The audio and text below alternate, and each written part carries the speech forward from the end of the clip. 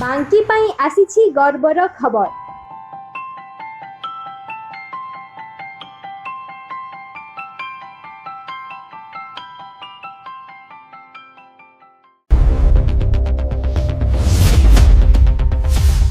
Odisha civil service अर्थात OCS परीक्षा रे सफलतार नुआ अध्याय लिखिचंती बांकी ब्लॉक अंतर्गत कियापल्ला गाँव पुओ सुनील कुमार दास।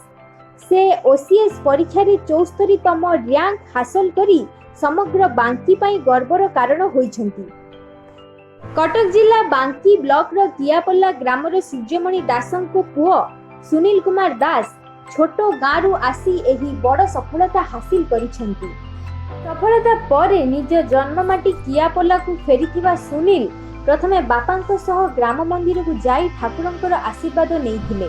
एहा परे ग्रामवासी सांगसाथी और युवक माने सुनील को भव्य स्वागत और संबर्धना जणाइथिले।